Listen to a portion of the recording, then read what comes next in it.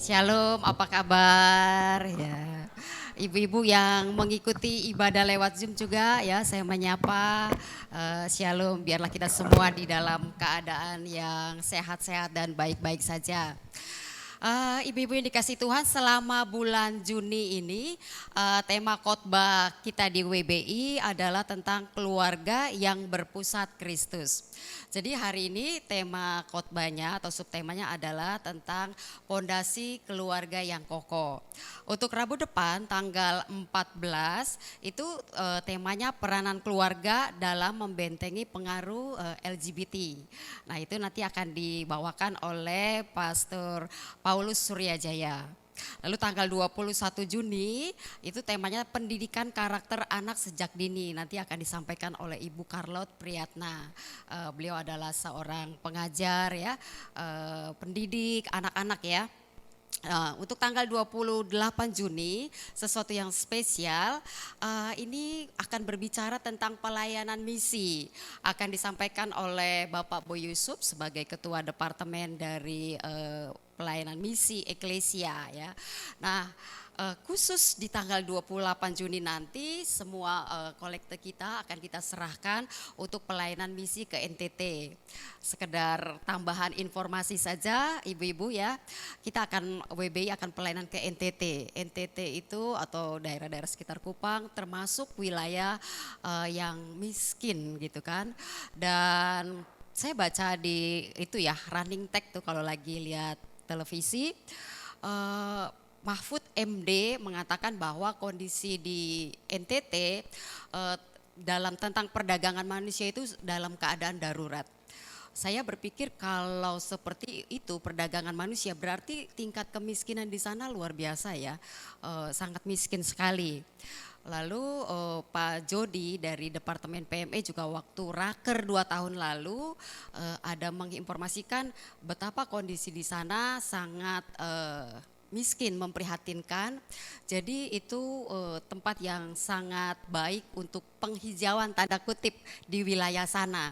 Jadi makanya gereja perlu ambil alih, perlu berperan di sana untuk memberkati orang-orang yang ada di sana supaya mereka juga boleh tetap percaya ya. Dan saya juga baru ingat ya, di mana tempat mujizat air menjadi anggur, rupanya itu ada di Soe, persisnya di NTT ya. Disitulah tempat mujizat terjadi. Dan sebetulnya kekristenan yang paling besar itu ya di NTT gitu kan. Sayang ya kalau sampai 50% jadi hijau gitu kan.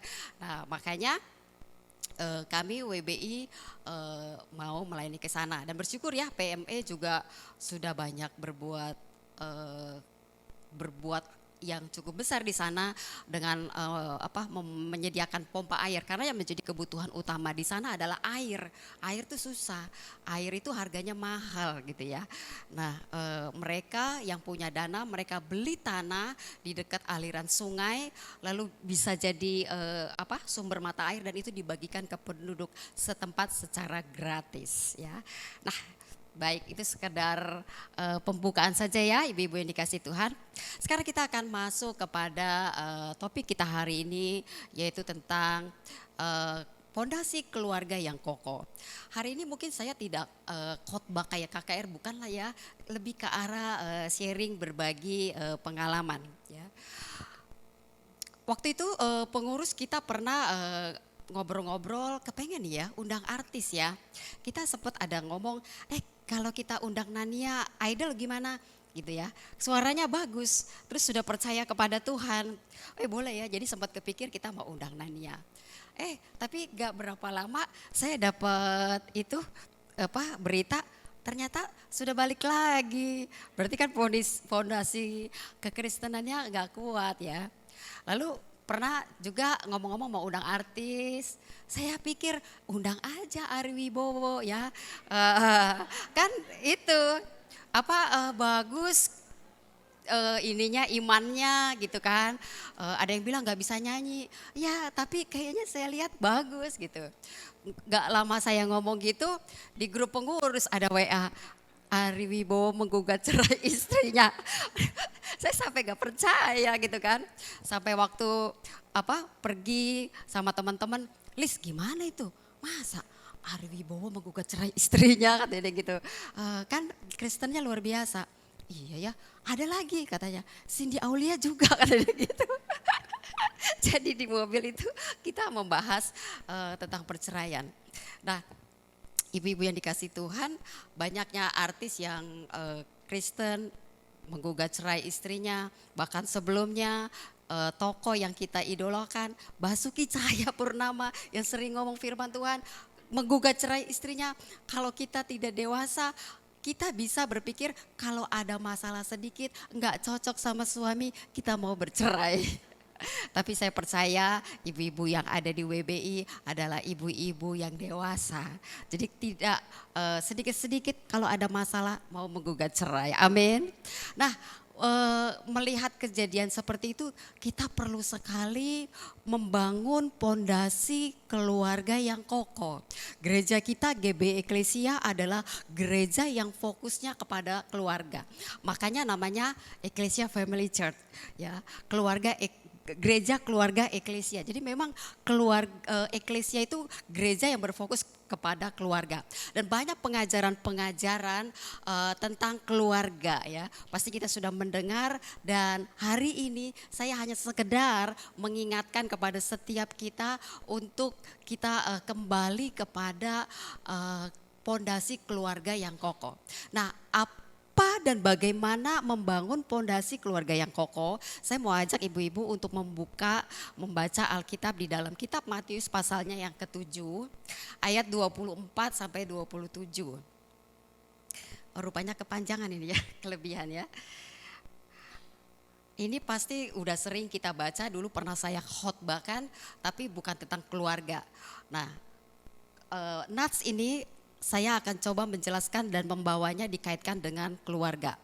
Kita Matius pasal 7 ayat 24 sampai 27 berkata, setiap orang yang mendengar perkataanku ini dan melakukannya, saya garis bawahi, mendengar perkataanku dan melakukannya, ia sama dengan orang yang bijaksana yang mendirikan rumahnya di atas batu. Saya garis bawahi, di atas batu. Ayat 25, kemudian turunlah hujan dan datanglah banjir, lalu angin melanda rumah itu, tetapi rumah itu tidak rubuh sebab didirikan di atas batu. Sebab didirikan di atas batu. Ayat 26, tetapi setiap orang yang mendengar perkataanku ini dan tidak melakukannya, ia sama dengan orang yang bodoh yang mendirikan rumahnya di atas pasir. Kemudian turunlah hujan dan datanglah banjir, lalu angin melanda rumah itu sehingga rubuhlah rumah itu dan hebatlah kerusakannya. Ibu-ibu yang dikasihi Tuhan, dari bacaan ini kita bisa mempelajari orang yang menjadi pendengar firman dan pelaku firman, dia adalah orang yang bijaksana. Dan ibu-ibu yang ada di tempat ini adalah orang-orang yang bijaksana. Amin. Jadi bukan kelompok wise woman saja yang bijaksana, tapi semua wanita-wanita khususnya yang ada di WBI Eklesia adalah wanita-wanita yang bijak. Amin. Nah, wanita yang bijak seperti seorang yang membangun rumah di atas batu. Jadi ibu-ibu, kalau kita mau memiliki pondasi keluarga yang kokoh, yang teruji dan dibuktikan oleh ujian, datangnya hujan, datangnya banjir, datangnya angin kencang, tapi tetap kokoh, pondasinya tetap kokoh, maka syaratnya adalah dia harus mendirikan rumahnya di atas batu. Siapakah batu itu dan bagaimanakah batu? Bisa dibuka slide ketiga, ada ayat 1 Korintus, slide satu lagi, balik dulu ya. 1 Korintus 10 ayat 4 berkata, Dan mereka semua minum minuman rohani yang sama, sebab mereka minum dari batu karang rohani yang mengikuti mereka. Dan batu karang itu ialah Kristus. Jadi dasar pondasi kita adalah Tuhan Yesus. Slide sebelumnya, poin yang saya dapat, yang saya pelajari dari nats yang tadi kita baca. Yang pertama, Yesus Kristus adalah dasar bangunan rumah tangga. Jadi syarat supaya kita bisa membangun pondasi rumah yang kokoh, maka kita harus meletakkan dasar iman kita kepada Yesus Kristus. Perhatikan power statement ini. Ini bisa dicatat, bisa di highlight, bisa jadi nanti bisa kalau kita upload di IG ya, di Facebook, katanya yang poin yang bagus seperti ini. Kunci membangun rumah tangga yang kokoh adalah mencintai Tuhan Yesus lebih dari segalanya. Orang yang mencintai Tuhan Yesus pasti mencintai keluarganya. Orang yang mencintai keluarganya lebih dari segala-galanya belum tentu mencintai Tuhan. Kita ada banyak melihat orang-orang yang mencintai keluarganya banget, belum tentu mencintai Tuhan. Tetapi orang yang mencintai Tuhan, mengasihi Tuhan, otomatis dia mencintai keluarganya. Kalau kita lagi ada masalah sama suami, gak cocok, sering cekcok ya, kita ingat lagi akan janji nikah kita di hadapan Tuhan dan di hadapan jemaatnya. Kita gak jadi dan gak mau berpikir untuk bercerai. Kalau di dalam pernikahan kita sudah menikah sekian tahun, tidak juga dikaruniai anak, itu juga tidak menjadi alasan untuk kita bercerai. Mungkin kita bisa berkata, ya jangan-jangan yang gak subur kamu nih, saya subur.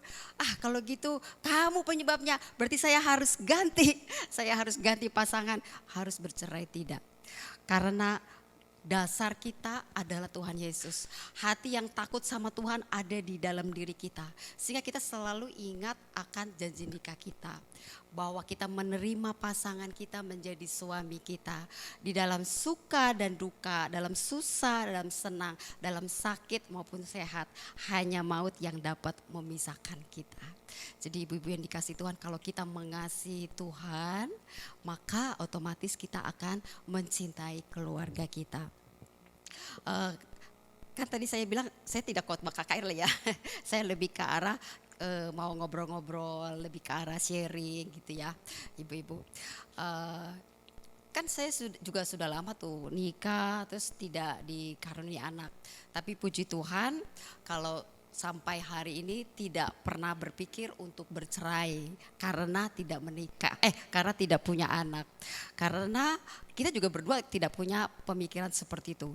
Karena siapapun yang nggak subur itu nggak jadi masalah, karena kita menikah, kita diberkati Tuhan, kita dipersatukan oleh Tuhan dan kita sudah janji di hadapan Tuhan dan jemaat hanya maut yang memisahkan. Jadi apapun yang terjadi kita tidak boleh bercerai. Mungkin kalau ada orang-orang yang berpikir, saya menikah sama kamu, saya tidak punya anak, maka saya boleh kawin lagi. Ya, dia tidak hatinya melekat kepada Tuhan. Kalau ada juga yang berpikir, saya pengen punya anak laki-laki, tapi saya menikah sama kamu, gak punya anak laki-laki, jadi saya akan menikah lagi dengan yang lain. Itu hatinya tidak sungguh-sungguh kepada Tuhan, tidak mengasihi Tuhan. Orang yang mengasihi Tuhan, maka dia akan mengasihi keluarganya. Dulu waktu konseling pranikah, dulu kan waktu mau menikah, karena suami saya gerejanya di GKPB Cahaya Kemuliaan di daerah Green Garden. Saya waktu belum menikah tinggal di Karet, gerejanya di Karet. Saya pikir saya harus ikut suami dong ya, kita mau nikah berarti karena saya lihat suami pelayanan juga di situ, jadi saya ikut konseling pranikah di situ. Penatuannya menasehatkan kepada saya waktu konseling pranikah, kalau nanti ribut ya di dalam rumah tangga, ingat kalau ribut jangan pernah berkata cerai. Karena kalau kamu ribut berkata cerai itu dipegang sama iblis dan suatu hari itu bisa dituntut kepada kita gitu. Jadi itu saya pegang ya, itu saya pegang sampai tahun pernikahan kelima. Saya tidak pernah kalau kesel sama suami atau ada gesekan bilang mau bercerai, nggak pernah. Tapi tahun kelima kesel banget gitu kan ya. Saya bilang kalau begini mendingan kita pisah aja dah. Kamu di sini, saya di apartemen dah. Saya pernah, saya pikir waduh gagal ini saya ya. Sudah dikasih bekal, dikasih nasihat waktu sebelum nikah, konseling pernikah. Ingat kalau ribut jangan pernah berkata mau cerai.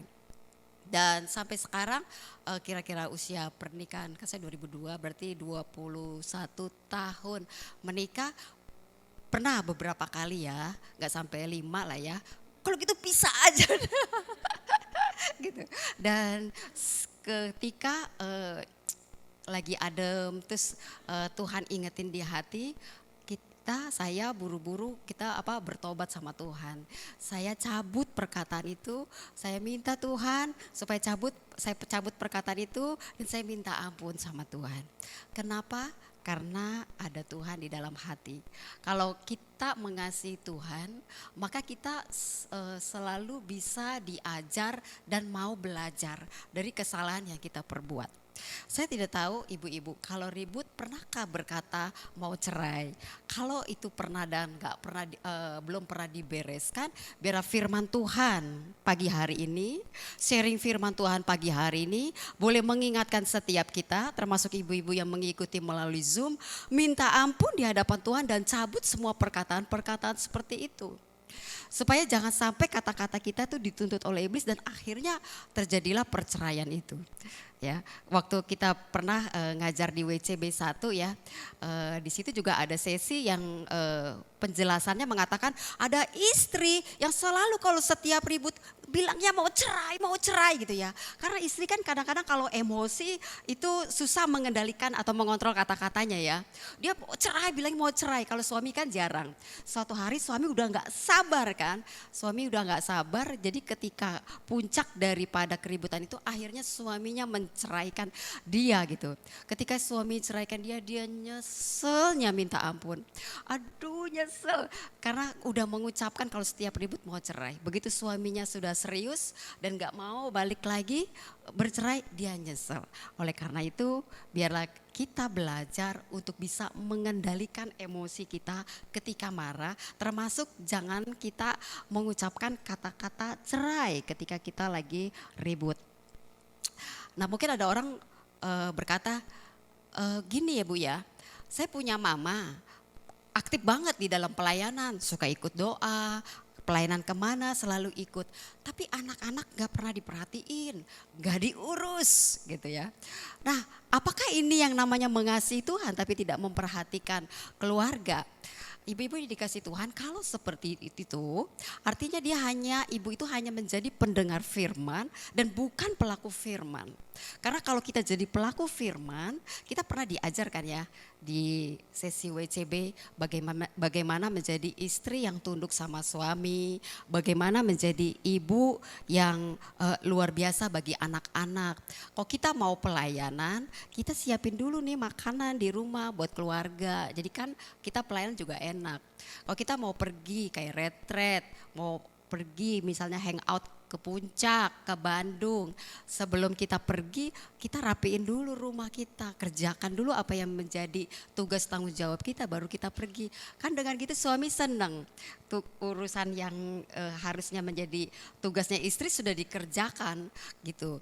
Nah saya juga senang nih ada seorang pengurus juga bilang, waktu pergi ke Belitung, 3 hari kan pergi ke Belitung. Itu dia udah tulis tuh di kulkas, udah siapin makanan. Hari pertama ini ya menunya, siang ini ya. Nanti hari kedua menunya ini ya, makanannya udah ada disiapin di kulkas, tertinggal dipanasin. Hari ketiga ini ya. Jadi itu udah disiapin semuanya, rumah juga udah rapi. Jadi enak. Buat ibu-ibu kalau yang bilang rasanya repot gak ada waktu, itu semuanya bisa diatur kalau kita bisa mengelola waktu dengan baik. Atau kata orang time management, kalau kita bisa mengelola waktu dengan baik semuanya bisa ya. Jadi itu tergantung dari kita. Makanya ibu-ibu, walaupun kita sibuk pelayanan di gereja, tetapi urusan rumah tangga tetap kita harus lakukan. Kalau saya saya berbagi ya, kalau saya biasa seperti itu, kalau saya mau pergi kemana tuh ya, satu hari sebelumnya repot, saya harus jadi osin dulu, saya harus rapikan rumah dulu, jangan sampai ada pakaian yang belum saya setrika, cucian yang belum saya cuci, dan saya sebisa mungkin rumah tuh udah rapi, baru jadi mau perginya juga enak, suami juga seneng ya. Sampai ada yang bilang rumahnya Bu Lisda tapi kalau saya kecapean sih saya nggak kerjain kalau kecapean gitu ya. Nah kalau ada yang juga berkata mengasihi Tuhan kan berarti identik mau melayani Tuhan. Seperti khotbah Pak Gembala di doa pengurapan ya. Orang yang mengasihi Tuhan maka dia akan mau melayani Tuhan. Dan itu sama seperti ilustrasinya kalau kita mengasihi keluarga kita, maka kita akan mau disuruh sama mama kita, tolong dong bersihin rumah, maka kita mau bersihin rumah karena kita mengasihi mama kita. Demikian pula kalau kita mengasihi Tuhan, maka hati kita akan sangat rindu untuk melayani pekerjaan Tuhan. Nah bagaimana kalau orang yang kerja di kantor, pasti kan gak bisa kan untuk melayani pekerjaan Tuhan. Siapa bilang kalau kita di kantor kita gak bisa melayani pekerjaan Tuhan. Saya ingat nih ibu-ibu, ini sekedar berbagi ya. Waktu saya kerja, baik saya kerja di kota, saya kerja di Central Plaza, di dalam pekerjaan saya di kantor, saya bisa buat persekutuan doa kantor. Hari Jumat, kalau yang di daerah kota ya, hari Jumat biasanya orang-orang mereka pada sholat Jumat, kita pergi ke tempat itu tuh kayak gudang, kan perusahaannya ada kain juga tekstil. Kita ke situ, kita bikin persekutuan doa. Saya ajakin teman-teman yang Kristen untuk bikin persekutuan doa. Dan sering kita di waktu jam istirahat kita membahas firman Tuhan. Itu bagian dari pelayanan. Bagaimana hidup kita juga bisa mengasihi Tuhan ibu-ibu. Bukan saja kita tuh cuman ke gereja di hari Minggu, setelah itu udah kita gak pernah pikirin Tuhan, kita gak pernah melakukan pekerjaannya, enggak. Tetapi dimanapun Tuhan tempatkan kita berada, kita bisa melayani pekerjaan Tuhan. Waktu di Central Plaza juga gitu, itu sih udah ada persekutuan doanya, saya ngikut gitu ya. Tapi saya bikin tambahan, karena lagi ngalamin menggebu-gebu sama Tuhan, jadi bikin pendalaman Alkitab. Kalau hari Jumat itu ada persekutuan doa karyawan, hari Senin saya bikin pendalaman Alkitab, persekutuan doa seperti itu. Kemudian juga gerakin kita bikin retret, pernah loh persekutuan doa kantor kita adain retret waktu itu. Pernah juga kemudian menggerakkan kita bakti sosial ke panti asuhan cacat ganda di daerah Cengkareng, kalau ibu-ibu ada tahu ya, di daerah Citra. Padahal saya belum pernah ke daerah-daerah Citra karena kan tinggalnya di Karet gitu kan. Tapi waktu itu dapat info ada di daerah Citra panti asuhan cacat ganda. Kita kumpulin dana termasuk direktur utama, kita kasih proposal ya kan. Kita nih persekutuan doa kantor mau ngadain bakti sosial ke panti cacat ganda. Wih pada ngasih, para direktur, manajer, senior manajer pada kasih gitu kan. Nah kita dapat dana, kita ke sana. Di sana itu kan namanya juga cacat ganda ya, jadi itu bau gitu kan, mereka pipis di situ, buang air di situ, kan namanya cacat ganda, berarti cacat fisik, cacat mental juga kan. Nah ketika masuk teman saya udah mau muntah, nggak tahan, tapi nggak tahu ya, puji Tuhan ya, saya sama teman saya berdua bisa masuk lama lagi. Kita masuk ke situ, kita doain satu-satu, kan nggak bisa khotbah ya, soalnya anak-anak cacat ganda. Jadi cuma dipegang, senyum, didoain, setelah itu kita serahkan bantuan dan pulang. Jadi ibu-ibu, tidak ada alasan kita tidak bisa melayani. Dimanapun Tuhan tempatkan, kita bisa melayani pekerjaan Tuhan. Bersyukur kalau ibu-ibu yang ada di WB Eklesia, di samping kerja juga ada yang kayak Bu Dewiana, properti ya kan, urus juga keluarga, tapi bisa juga pelayanan. Luar biasa. Karena kita tahu bahwa persekutuan dengan Tuhan, jerih kita tidak sia-sia di hadapan Tuhan. Segala yang kita kerjakan ada dapat mahkotanya. Waktu itu di EF-nya Boy Chen ya, ada 5 mahkota ya Chen ya. Ya Mer, apa Mer? Gak usah ya Mer ya. Ada 5 mahkota dah tuh kayaknya PR ya. Itu saya kasih ayatnya juga ya. Jadi bersyukur ya Moichen setia ya jadi gembala, ada dapat mahkota. Mahkota gembala, mahkota apa itu Chen? Apa Mer? Ada mahkota kemuliaan ya Mer. Iya iya. Nah itu. Nah itu keluar ya sekedar intermezzo. Tetapi ibu-ibu ada orang-orang yang memang membangun pondasi rumah tangganya itu di atas pasir, tidak tepat. Apa itu? Ada orang-orang yang nikah motivasinya adalah materi. Mungkin karena dia ekonominya susah, hidupnya susah, miskin. Begitu ada pria yang ekonominya udah bagus, akhirnya mau nikah.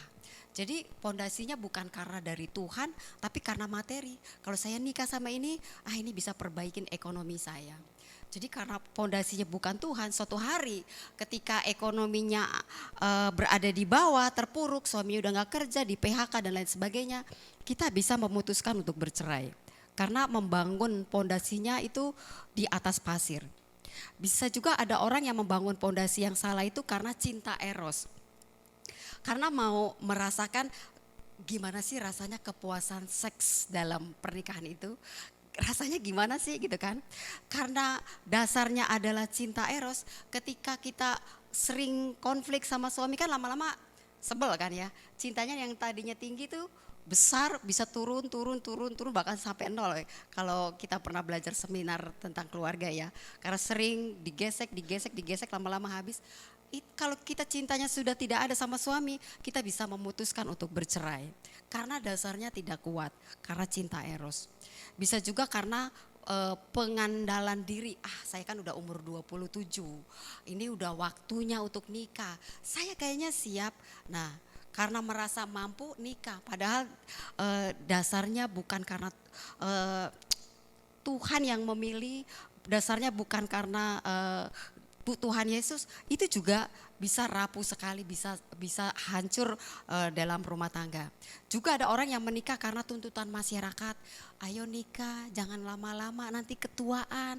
Udah yang ada terima aja, jangan lama-lama. Nah, asal menikah akhirnya ternyata kaget. Ketika nikah karakter suaminya tidak baik, suaminya pelit, suaminya jahat, suaminya kasar. Akibatnya kalau dasarnya gak kuat bisa bercerai. Jadi ibu-ibu yang dikasih Tuhan, kan ibu-ibu di sini sudah menikah semua. Perlu sekali kita memperhatikan terhadap anak-anak kita. Seringkali anak-anak minta nasihat sama mamanya atau papahnya dalam menikah.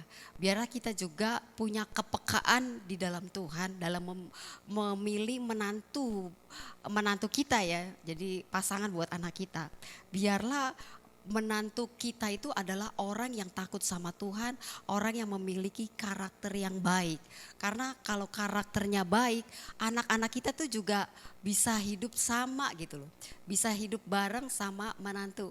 Tapi kalau karakternya buruk, terus anak kita karakternya baik, begitu udah menikah kasihan, harus berjuang ya. Apalagi kalau suaminya bilang, jangan bantu orang tua, jangan datang ke rumah orang tua lagi. Kamu sekarang milik saya, enggak boleh. Kasihan ya. Makanya ibu-ibu perlu banget kita punya kepekaan dalam memilih menantu. Perlu banget anak kita dari kecil kita doakan pasangan hidupnya biar dapat pasangan yang takut akan Tuhan. Nah, hal kedua dari nats yang tadi kita baca, ada hujan, ada banjir, ada angin kencang. Nah, itu semua diizinkan Tuhan untuk menguji ketahanan daripada bangunan rumah tangga kita. Jadi ibu-ibu yang dikasih Tuhan, setiap keluarga atau setiap rumah tangga pasti pernah mengalami masalah di dalam kehidupannya. Ada yang masalahnya dari yang ringan sampai yang berat. Jadi tidak mungkin kalau orang berkata saya nggak pernah punya masalah, saya nggak punya masalah, rumah tangga saya baik-baik saja, rumah tangga saya oke-oke saja, itu tidak mungkin. Pasti di setiap keluarga, di setiap rumah tangga pasti punya masalah. Cuman ada masalahnya ringan, sedang, dan ada berat. Saya pernah ngobrol-ngobrol dulu, dia salah satu guru sekolah minggu saya, Cifein, suaminya saya kenal Ko Martin, seorang yang sangat takut sama Tuhan, dan Ko Martinnya saya lihat orang yang penuh dengan Roh Kudus. Kata-katanya tuh berhikmat gitu ya. Dia jarang ngomong, tapi sekali ngomong tuh bisa kena gitu ke hati. Dan wise banget. Kalau kita minta nasihat sama dia tuh, cara dia menjelaskan, cara dia memberi nasihat tuh wise banget gitu. Dan kayaknya jarang saya menemukan orang bicara seperti ini ya, bisa membuka kita punya wawasan, nancep ke hati gitu. Kata-katanya betul-betul mencerahkan pada waktu itu. Dan saya lihat karena dia memang orang yang bergaul erat sama Tuhan, jadi begitu ya kata-katanya seperti itu. Nah, kalau Cifein ini orang yang suaranya bagus, merdu. Dia kalau nyanyi lagu Mandarin itu bagus gitu ya. Dan saya lihat bagus karakternya. Dan dia juga waktu berpacaran dengan Ko Martin ini karena ada kepekaan dari Tuhan gitu ya. Tuhan yang bicara langsung gitu.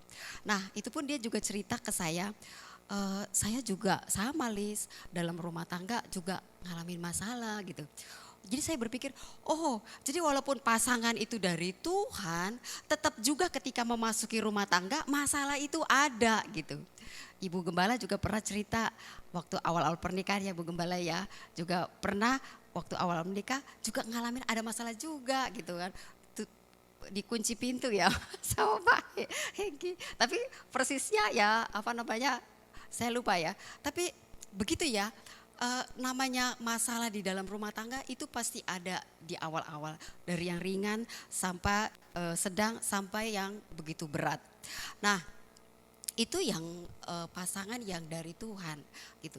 Pasangan yang memang Tuhan kasih petunjuk, ini loh jodoh kamu. Apalagi pasangan yang dia pasangan yang bukan dari Tuhan atau nikah karena kecelakaan, hamil dulu sebelum nikah, akhirnya menikah. Itu masalahnya lebih berat di dalam rumah tangga. Jadi sekali lagi kalau saya bicara ini lebih ke arah saya menceritakan kebenaran firman Tuhan. Jadi maaf, jangan ada yang tersinggung. Biasa kalau kita konseling orang, ngobrol sama orang ya, masalah di dalam rumah tangga, pasangannya selingkuh, suaminya selingkuh, saya suka tanya, maaf, sebelum nikah sudah berhubungan seks dulu belum? Rata-rata mayoritas sudah. Jadi sudah melakukan itu dulu, bahkan sudah hamil. Oke. Kalau begitu sudah dilayani belum sama Pak Pendeta atau Gembalanya? Sudah, oke. Saya cuma sekedar mengingatkan bahwa pada umumnya gitu ya, tidak mutlak, tapi kebanyakan orang yang sudah melakukan hubungan seks terlebih dahulu sebelum diberkati di dalam pernikahan, di dalam perjalanan pernikahannya salah satu pasangan pasti akan berselingkuh. Cuman kalau kamu sudah sudah bertobat dan takut akan Tuhan, maka kamu harus menguatkan hatimu dan bisa menerima pasanganmu atau kamu berselingkuh. Dan kamu harus bisa mengampuni, punya pengampunan yang besar kepada pasangan. Sehingga rumah tanggamu tidak hancur berantakan. Itu yang biasa banyak terjadi gitu. Karena itu biasa kan kadang-kadang pasangan, saya dapatnya mudah ya, sebelum nikah dapatnya mudah. Jadi kadang-kadang di tengah perjalanan pernikahan tuh bisa aja salah satu pasangan tergoda dengan pasangan yang lain. Jadi perlu banget ibu-ibu yang punya anak menjaga anaknya untuk tetap kudus di hadapan Tuhan. Nah jadi saya sering menemui seperti itu ya ibu-ibu ya. Salah satu pasangannya selingkuh, terjadi kekerasan dalam rumah tangga gitu kan. Kalau seperti itu apa yang mesti dilakukan? Datang sama Tuhan, minta Tuhan tolong, minta Tuhan berikan hikmat untuk bisa menghadapi masalah itu. Jangan setiap nggak cocok, setiap ada keributan, jalan pintas mau bercerai, jangan. Biarlah kita melandaskan pengharapan kita itu kepada Tuhan Yesus yang adalah dasar bangunan kita. Biarlah kita boleh tetap kuat di dalam Tuhan. Apalagi kalau sudah punya anak, kita juga usianya sudah 50, 60 gitu kan. Lebih baik kita semakin dekat sama Tuhan. Karena hari-hari itu berlalunya begitu cepat dan hidup kita cuma sementara. Jadi biarlah kita tuh lebih mengutamakan atau mengejar yang utama yaitu kekekalan di dalam Tuhan. Kita doakan suami. Gitu ya. Lalu kalau ada yang bilang bagaimana kalau suami saya suka kekerasan dalam rumah tangga dan itu membahayakan nyawa kita. Nah kalau kayak gitu perlu konseling pastoral ya, perlu konseling pastoral. Jadi memang ada kasus-kasus tertentu yang kita tidak bisa bilang mutlak gak boleh bercerai. Saya pernah di kampus dosen kasih kita studi kasus. Kalau suami sering lakukan kekerasan, kalau suka mabuk, pulang mabuk, mungkin pengaruh dari obat, dari judi, kalau tiap pulang ke rumah pukulin istrinya tuh dipukulin babak belur dan kalau dibiarkan bisa membahayakan. Apa pendapat kita para mahasiswa kalau ada punya jemaat mengalami situasi seperti itu? Lalu kita punya perdebatan ya kan karena masih mahasiswa kan tidak boleh bercerai, apapun juga tidak boleh bercerai ya kan. Ada yang bilang boleh bercerai. Dosennya bilang kalau yang kondisi seperti itu pisahkan. Suami sama istri harus dipisahkan, tidak boleh dipersatukan. Karena kalau tetap dibiarkan membahayakan keselamatan daripada istrinya. Biarkan suaminya bertobat. Dan itu memang waktu studi kasus itu dosennya memang lagi membina pasangan suami istri yang ngadapin seperti ini. Lalu istrinya terus dimentor, pisah rumah ya, istrinya semakin giat di dalam Tuhan, malah ketika berpisah sama suaminya semakin dekat sama Tuhan, semakin cinta Tuhan, melayani Tuhan. Lalu suaminya kepengen balik, dosen saya bilang, pastikan dia sudah bertobat dan itu ditunjukkan lewat kehidupannya. Jadi jangan langsung bilang iya untuk kumpul lagi bersama suami. Ketika sudah menunjukkan pertobatan baru boleh. Soalnya kesian kalau enggak balik lagi kesian istri babak belur. Itu untuk kasus khusus ya. Jadi memang ada kasus-kasus tertentu harus dikonseling secara pastoral. Tetapi pada umumnya kita sebagai wanita-wanita ada masalah apapun, biarlah kita jangan berpikir untuk berpisah, biarlah kita selalu mengandalkan Tuhan. Kita segala sesuatu kita tuh serahkan kepada Tuhan. Dengan begitu maka keluarga kita bisa kokoh. Pondasi keluarga kita boleh tetap kokoh di dalam Tuhan. Puji Tuhan. Nah ibu-ibu yang dikasih Tuhan, sharing firman Tuhan sampai di sini kita akan diskusi kelompok. Berapa menit ya Nia ya sisa waktu ya? 30 menit ya. Nah biarlah sharing firman Tuhan ini yang mengingatkan setiap kita, boleh menyegarkan kita, boleh membakar semangat kita untuk kita mencintai Tuhan, mengasihi Tuhan lebih lagi. Saya sangat rindu ibu-ibu di WBI Eklesia memiliki kecintaan akan Tuhan lebih lagi. Mengutamakan yang utama, fokus kita kepada Tuhan, fokus kita kepada kekekalan. Dan biarlah apapun masalah dalam kehidupan kita, termasuk dalam keluarga kita serahkan sama Tuhan. Sebelum kita masuk di diskusi kelompok, saya mau kita berdoa terlebih dahulu ya. Mari kita berdoa terlebih dahulu. Bapak, hamba berdoa ya Tuhan buat pagi hari ini kalau kami sudah dengar sharing firman Tuhan tentang pondasi keluarga yang kokoh. Biarlah apa yang udah dijelaskan itu merema di dalam hati kami. Roh Kudus menerjemahkan kepada kami lebih lagi. Membakar hati kami, semangat kami untuk mencari Tuhan lebih lagi. Untuk mengasihi Tuhan lebih lagi. gila-gilaan mencintai Tuhan, gila-gilaan mencari Tuhan, mempergunakan waktu-waktu yang ada untuk sungguh-sungguh giat mencari Tuhan. Selalu maunya berdoa, cari Tuhan, cari hadirat Tuhan, mau ibadah dan melakukan juga tugas-tugas tanggung jawab kami sebagai seorang ibu rumah tangga. Tapi biar hati kami itu betul-betul melekat sama Tuhan. Karena dengan demikian kami tidak fokus kepada yang terjadi di sekeliling kami atau yang kelihatan, karena hati kami melekat sama Tuhan. Oleh karena itu kami berdoa, kalau ada ibu-ibu yang hari ini mungkin lagi kesel sama suami, mungkin udah capek, udah lelah, kayaknya sesuatu yang rutinitas terjadi di dalam berumah tangga, rasanya udah capek, udah lelah. Mungkin juga ada yang rasanya kepikir mau bercerai, biarlah hari ini boleh diingetin lagi sama firman yang disampaikan. Untuk kita tidak mudah untuk berkata cerai, untuk tidak mau bercerai, apalagi mengingat kita pernah mengucapkan janji nikah di hadapan Tuhan dan jemaatnya. Biar kita mau menjadi penurut-penurut firman, bukan hanya pendengar saja. Biar kita mau melakukan sesuatu apa yang menyenangkan hati Tuhan, dan kita mau berkata, Tuhan, apa yang menyenangkan hatimu, biarlah itu yang aku lakukan. Biarlah bukan kesenanganku, bukan egoku yang aku mau turuti, tapi biarlah apa yang menjadi kesenangan Tuhan itu yang aku kejar. Dengan demikian aku menyenangkan hati Tuhan dalam kehidupanku. Kalau aku menyenangkan hati Tuhan, maka Tuhan pasti akan bertanggung jawab atas kehidupanku. Tuhan pasti akan tolong aku, akan pelihara aku, dan belas kasihan Tuhan tuh akan turun ke atas kehidupanku. Tuhan akan menolong aku di dalam masalah rumah tanggaku. Karena aku percaya Tuhan pasti bertanggung jawab atas kehidupanku. Terima kasih Tuhan.